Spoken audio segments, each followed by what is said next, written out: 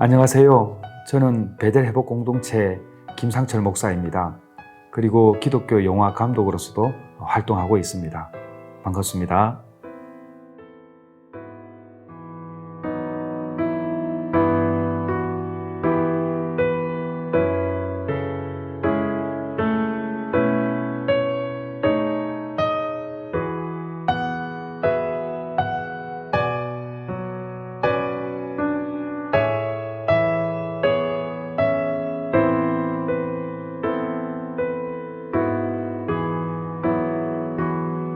한 2, 3년 전부터 삶과 죽음에 대한 묵상들을 좀 많이 하는 편입니다. 예전에는 그냥 지나쳤던 부분들인데 아무래도 영화를 만들고 또 이제 베델 회복 공동체 사역을 하면서 어쩌면 죽음과 가장 가까이 있는 분들을 이제 만나는 시간들이 예전보다 굉장히 많아졌어요. 그러다 보니까 제 개인적으로도 삶과 죽음에 대해서 관심을 많이 갖고 있습니다.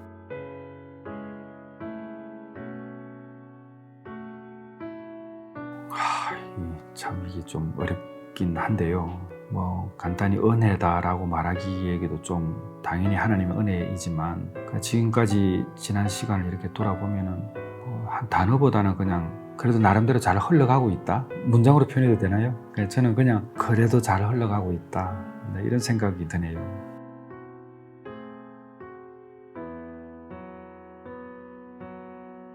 이제 저를 믿어주신다는 것에 대해서 제가 이제 굉장히 감사한 시간들이 있었죠. 왜냐하면 저는 삶의 목적이 없었으니까. 그러니까 제가 잘 흘러가고 있다는 아까 표현을 했었는데, 강물이라는 게 결국은 바다로 흘러가잖아요. 가야 할 곳이 있는 거죠. 이제 그런 점에서 잘 가고 있다는 표현이기도 한데, 저는 제가 30대에는 굉장한 우울증으로 삶의 목적도 없이 일종의 그냥 살아가는 이제 그런 사람이었거든요.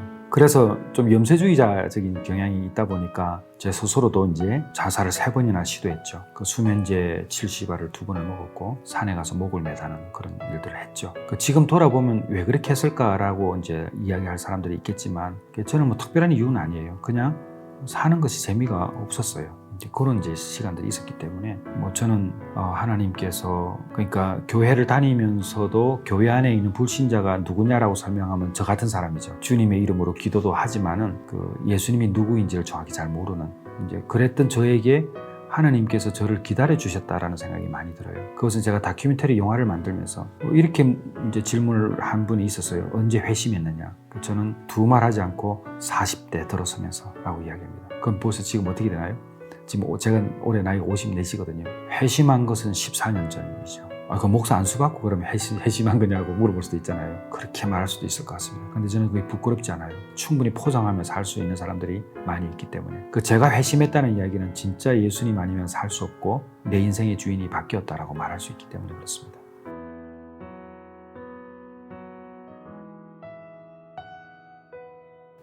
바로 이야기합니다. 목사라고. 저는 목사이기 때문에 영화 감독을 한 거지 영화 감독 되려고 목사 된 건 아니거든요.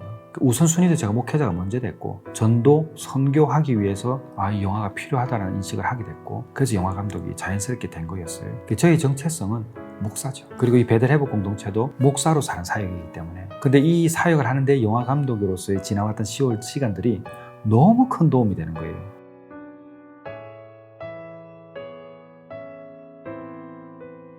저와 함께 제가 기독교 영화 시작할 때에 처음 만났던 배우가 권오중 배우입니다. 집사님이시죠. 지금까지도 같이 하고 있는데 한 번은 권 집사님이 저보고 이제 이러는 거예요. 목사님, 저희들은 대본을 보게 되면 텍스트 대본을 봤는데 이미지로 느낀다는 거예요.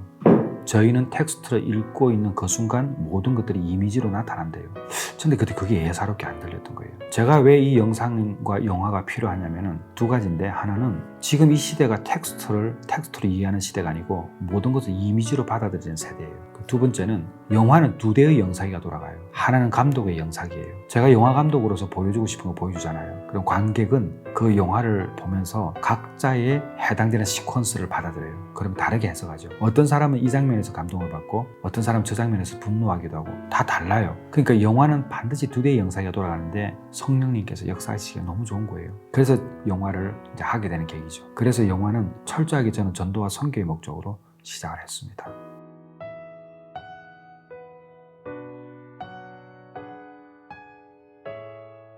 사실은 다 보면 좋겠는데요. 3가지로 꼽으라고 하시면 첫째 첫째는 제자 오카눔입니다. 제자 오카눔은 사실 지도자들이 보기에 참 좋죠. 교회론과 목회 철학에 대해서는 나와 있으니까. 그렇지만 성도들이 보더라도 교회에 대해서 좀 알 수 있는 영역이 존재해요. 그리고 한 사람의 삶을 조명했지만은 그 한 사람이 우리 한국교회가 부흥의 시기를 지내고 제자훈련의 시기를 이제 도입하는 그 시점부터 시작해서 좀 전체적으로 좀 알 수 있는 이제 이런 부분이 때문에 제자오카눔이고, 이제 또 하나는 중독입니다. 중독의 문제, 우울증의 문제 다 포함해서인데요. 마음의 어려움을 겪고 있는 사람들이 회복하려면 어떻게 해야 되는가라는 나름대로의 솔루션이 들어가 있어요. 사례가 들어가 있어요. 그래서 중독이라는 영화를 보게 되면 내가 어떻게 하면 되겠다라는 동기부여가 반드시 일어납니다. 그리고 영혼의 문제가 있거든요. 눈도 없고 코도 없고 입도 없고 손도 없고 발도 없는데 우리의 마음을 빼앗겨요. 그 말은 영혼의 문제가 생겼다는 거거든요. 영혼의 문제는 우리가 자동차가 문제가 생기면은 현대자동차면 현대자동차 서비스로, 기아자동차면 기아자동차 서비스로 가잖아요.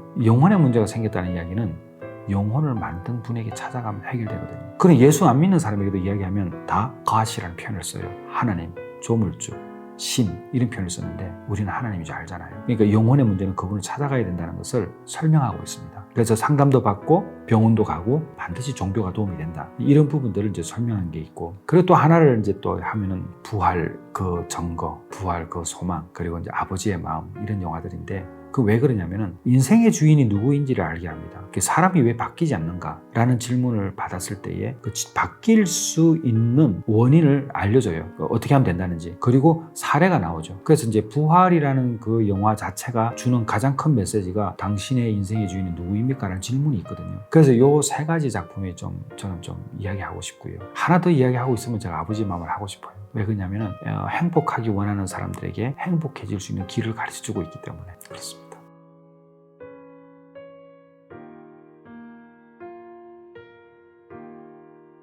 첫째는 헬렌 로즈비어입니다. 제가 86세 때 이분을 만났어요. 2016년도에 돌아가셨어요. 그러니까 1925년도에 태어나셔서 2016년도에 소천하셨는데 90세 넘게 사셨던 분이죠. 근데 헬렌 로즈비어 선교사님이 왜 제 인생에 가장 큰 영향을 줬냐면, 한 분을 뽑으라면 제가 이분을 꼭 말씀드릴 수밖에 없는 게, 이분은 웩이라는 선교단체에 거의 전설로 남아있는 선교사님이세요. 캠브리지 의대를 나왔고 여성 선교사로서 28살에 아프리카 선교사로 헌신해서 콩고에 갔던 분이세요. 그러니까 1960년도부터 64년도에 콩고가 독립하는 나라들이 있고, 그러면서 내전이 굉장히 많이 발생했습니다. 지금도 그런 게 있지만, 그때에 많은 사람들이 피난을 갔지만 헬렌 로즈비어 선교사는 피난 가지 않았어요. 그곳에 남아 있었어요. 그래서 자기 동료들과 함께 동료들이 순교하는 모습들을 보기도 하고, 자신도 성폭행을 당하고 몇 개월 동안 수치와 모욕을 당해요. 이유를 하나 꼽으라면 진짜 예수님 때문이죠. 복음을 전하러 갔다가 이루 말할 수 없는 고통을 당한 거예요. 제가 그분을 북아일랜드에서 뵀어요. 그때 뵀을 때에 86세였습니다. 갔을 때의 질문은 딱 하나 가지고 왔어요. 목사로서 처음 마음을 잃어버렸을 때에 회복하려면 어떻게 해야 되는가. 그거는 목사님 뿐만 아니라 교회의 장로님이나 권사님, 성도들도 마찬가지로 어느 정도 시간이 지나면 처음 마음을 회복하고 싶은데 그 회복하려면 어떻게 하면 좋은가 라는 질문을 그분에게 하려고 갔던 거예요. 제가 그분을 뵀어요. 그리고 그 질문을 드렸더니 기도하고 말씀을 많이 읽으라고 그러시더라고요. 근데 제가 그때 뭐라고 반문했냐면, 너무 힘들면 기도도 안 되고 말씀도 안 들린다고 그랬어요. 읽혀지지도 않고. 그러니까 이분이 자세를 고쳐 앉으면서 저에게 해주셨던 말씀이 그 당시 자신이 겪었던 고난에 대해서 이야기하더라고요. 내가 하나님께서 기뻐하시는 일을 하기 위해서 그곳에서 있었는데 성폭행을 당하고 내 동료들은 순교하고, 오래된 일도 아니거든요. 한 60여 년 전이잖아요. 그때 이야기를 하시면서 저보고 그러는 거예요. 그 캄캄한 그 감옥에 들어가 있을 때 정글 한관 가봤거든요. 정글 한가운데 한 평 정도밖에 안 되는 그 좁은 공간에 있었던 거예요. 하나님이 찾아오셨더래요, 마음으로. 그리고 질문하셨어요. 헬렌, 너 나에게 감사할 수 있겠니? 그 헬렌 로즈비어는 그랬답니다. 감사할 수 없다고. 하나님 같으면 감사할 수 있겠냐고. 하나님께서 기뻐하시는 일을 하기 위해서 여기에 왔고, 우리 동료들도 마찬가지고, 그 사람들은 순교하고 나는 이렇게 고난을 당하고 있는데 감사할 수 없다고. 그런데 하나님께서 다시 질문하시더래요. 그럼 헬렌, 내가 너를 믿고 있는 것에 대해서는 감사할 수 있겠니? 그 헬렌 로즈비어 선교사님 저보고 그랬어요. 자신은 지금까지 자기가 하나님을 믿는다고 생각했는데 하나님도 나를 믿고 있다는 사실에 너무 놀랐다는 거예요. 수많은 사람들이 이와 같은 고통이 찾아오면 하나님이 안 계신 것 같고 진짜 하나님 부인할 수밖에 없고 그리고 선교지를 떠나서 그냥 세상으로 나갈 텐데 그래도 나는 끝까지 이런 고통에도 불구하고 끝까지 주의 일을 감당할 사람에서 믿고 나에게 허락한 고난이라면 하나님 저에게 맡겨주셔서 감사해요. 그 말씀을 드렸다는 거예요. 그러면서 저보고 했던 말이 뭐냐면 패스터 김, 처음 마음을 회복하려면 하나님이 당신을 믿고 있다는 사실에 이제 믿으셔야 된다고 아멘 해야 된다고 그러더라고요. 제가 그때 제 인생의 답을 찾은 거예요. 아, 하나님께서 나 같은 사람도 믿고 계시는구나. 그러면 뭐든지 최선을 다해야지. 나를 믿어주셨기 때문에 내 가정에 최선을 다하고 나를 믿어주셨기 때문에 내가 이 영화 사역이 힘들어도 해야 되고 지금도 마찬가지예요. 그래서 저는 헬렌 로즈비어가 그렇게 감옥에서 나고도 나중에 이제 구출되거든요. 그리고 다시 66년도에 그곳으로 또 가요. 제가 그 사진을 가지고 있어요. 야, 진짜 제 인생에 잊을 수 없는 분이에요. 제가 지금도 이 사역을 하는 이유는 하나님께서 저를 믿고 계시기 때문이거든요. 그 말씀을 해주신 분이 헬렌 로즈비어예요. 한 분을 더 말씀드리면 에반 데이비스. 저의 영적인 멘토들을 다 연결해 주신 분이세요. 헬렌 로즈비어, 엘리엇 테프, 필립 우드, 낸시 우드 다 연결해 주신 분이세요. 이분은 웩 총재를 지냈던 분이세요. 그분이 저에게 이 베델 회복 공동체를 사역할 수 있도록 그 출발을 알려주신 분이에요. 2009년도 가을에 우리나라 절기로 가을에 자신이 은퇴하고 선교와 전도의 핵심 키워드가 중독이라고. 하나님과의 관계를 단절시키고 가정을 파괴하고 한 사람의 삶이 완전히 황폐화될 수 있는 그 영적인 공격이 중독이라는 거예요. 그 사탄이 쓰는 거라는 거예요. 그래서 이 중독에 대해서 관심을 가지게 되고 그래서 그것 때문에 제가 중독 영화를 만들었고 엘리엇 테프를 만나게 되고 제가 지금 이 사역을 하고 있죠. 그래서 에반 데이비스 선교사님을 제가 그분도 돌아가셨어요. 그런데 또 한 분은 엘리엇 테프, 스페인의 베텔, 22개 나라의 100개 도시에 4,500개의 교회를 개척하고 센터를 만들었던 위대한 선교사죠. 저는 그분이 어떻게 하는지를 봤어요. 그분은 정말 천국에 대한 소망이 있는 분이세요. 아들이 사역하는 도중에 세상을 떠났거든요.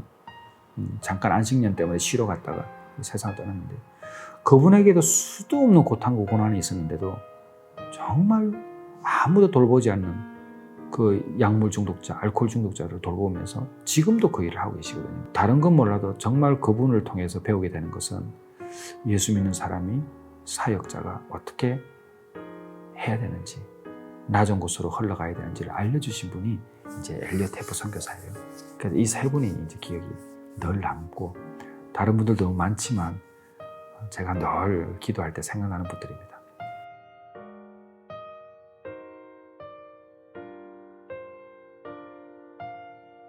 베델 회복 공동체는 무료 상담 기관이에요.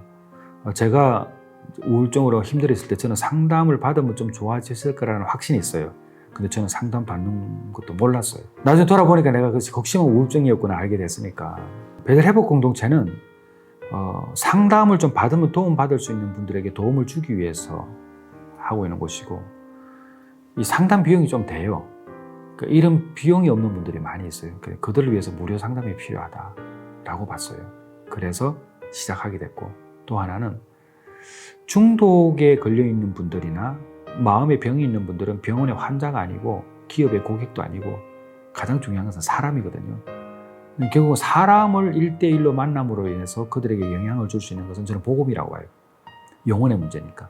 그래서 복음을 마음껏 전할 수 있고 그렇지만 그것은 대놓고 그냥 막 이렇게 어거지를 부리는 게 아니라 왜 이게 필요한지에 대해서 충분히 상담하면서 설명할 수 있기 때문에 그들에게 진짜가 무엇인지 알려줄 수 있기 때문에 베델 회복 공동체를 이제 설립을 한 거예요. 그리고 이제 베델 회복 공동체를 통해서 좀 더 약한 사람들을 좀 도와줄 수 있는 계기가 되니까 그래서 이제 베델 회복 공동체를 이제 설립하게 됐고 이곳은 무료입니다. 무료지만 최선을 다해서 함께 옆에 걸어가주는 곳입니다.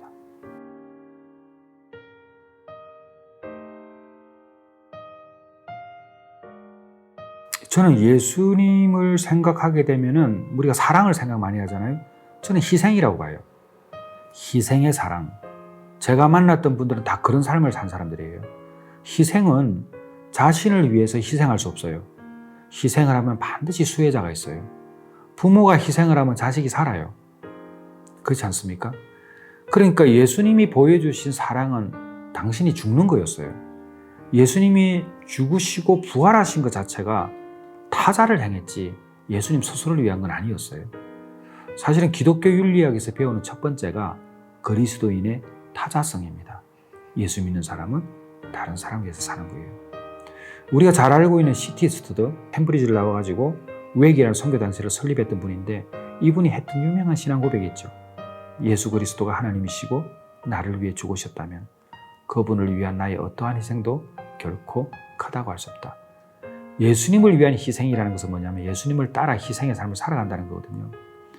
저는 제가 기독교 영화를 하면서 또 베델 회복 공동체를 하면서 중요하게 깨닫고 있는 게 뭐냐면 그리스도인의 타자성 희생이라는 단어입니다. 그렇게 살아가는 사람이 너무 많아요. 사실은 우리 크리스천들이 비교의 수준을 좀 높여야 돼요. 제가 이제 중독 상담을 하잖아요.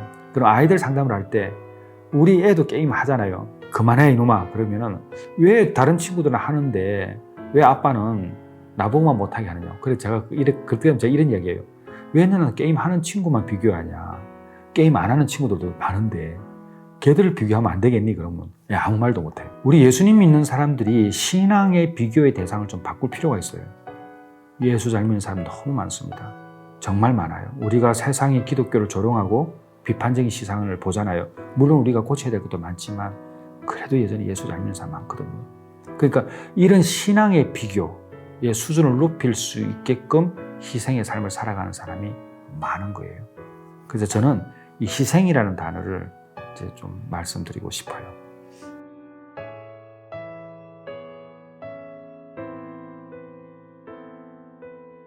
그러니까 이제 결국은 이제 제가 필리비안 씨를 만났는데 필리비안 씨가 이런 말을 했어요. 오늘날 미국 크리스천들과 한국인 크리스천들이 고민하지 않는 부분이 있다라는 거예요. 세상 속에 있는 사람들이 기독교인들을 어떻게 생각하는지 그 레퓨테이션, 그 평판에 대해서 생각하지 않는다는 거거든요. 너무 이기적이라는 거예요. 결국은 이제 평판이잖아요. 그러니까 이제 세상 사람들은 우리를 이기적으로 보는 거죠. 그런데 우리가 어떻게 살아야 될 것인가라는 것을 예수님을 만난 이후에 가장 기본적으로 알아야 될 몇 가지가 있어요. 예수님을 만난다는 이야기는 주인이 바뀌었다는 이야기잖아요. 근데 주인이 안 바뀐 거예요. 그 사도행전 1장 22절에 보게 되면 마띠아를 뽑을 때에 우리와 더불어 예수의 부활하심을 정언할 사람이 되어야 하리라 하거늘 되어 있어요. 그러니까 사도행전의 역사는 부활의 정인의 역사인데 요한복음 2장 22절에 보면 제자들이요 예수님이 죽은 자 가운데서 살아나신 후에야 예수님께서 하신 말씀을 믿었던 거예요. 그러니까 부활하신 이후에 말씀 믿었잖아요. 로마서 14장 7절에서 9절까지 보게 되면 예수님이 죽으시고 부활하신 사건은 죽은 자와 산 자의 주가 되려 하심이라고 기록되어 있어요. 그러니까 우리가 어떤 태도를 가져야 되냐면은 예수님을 믿는 순간 우리가 어떤 예수님을 믿느냐가 중요한 거죠. 그러니까 우리는 예수님을 믿으면 복 받기를 원해요. 그렇죠? 근데 복은 누구에게나 주어지지만은 발견하지 못해요. 왜? 눈으로 찾으니까. 예수님을 믿는 순간 우리에게 가장 크게 오는 변화는 삶으로 체험하는 거예요. 비록 내가 가난해도 예수님 때문에 행복한 거예요. 비록 내가 암이 걸려도 그건 선물이 되는 거예요. 왜? 고통 때문에 내가 예수님 더 가까이 할 수 있기 때문에. 우리는 상처는 많아요. 근데 상흔이 없어요. 예수를 믿는 사람들이 상처가 많아서는 안 되죠. 나은 흔적이 있어야죠. 예수님 때문에 나았어. 그것 때문에 전도할 수 있는 거 아닌가요? 분명히 저 사람 죽을 사람인데 어떻게 저 어려운 상황에서 견뎌내고 있지? 예수님 때문에. 그래서 우리는 본질적으로 무릇 지킬 만한 것 중에 너희의 마음을 지켜라. 생명의 권능이 이에서 납니다. 새로운 마음을 갖는 게 필요해요. 그것이 예수의 마음이에요. 저는 그것을 회복해야 된다. 그래서 진정한 행복을 찾아가야 된다. 이렇게 보고 있어요. 그러려면 예수님을 따라 제자의 길, 제자의 삶, 제자의 도라고 그러잖아요. 이 길을 걸어가야 된다. 교회에 오는 것은 분명 좁은 문을 연 거예요. 아무나 교회 못 옵니다. 전도해보면 알거든요. 근데 교회 문을 딱 여는 순간 좁은 길이 있어요. 좁은 문을 여니까 또 좁은 길이 있는 거예요.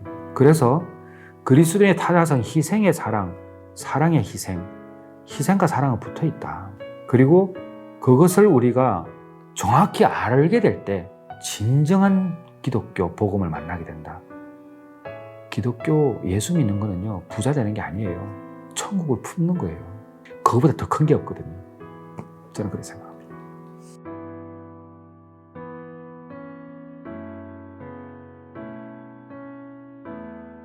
당신은 죽어보셨습니까? 우리는 모두 다 죽어봤습니다. 당신은 상흔이 있습니까? 스티그마. 그런 질문을 하고 싶네요. 여러분은 죽어보셨습니까? 여러분은 혹시 상처만 가지고 계신 거 아닌가요? 상흔이 있으세요? 여러분은 상흔을 가지고 계십니까?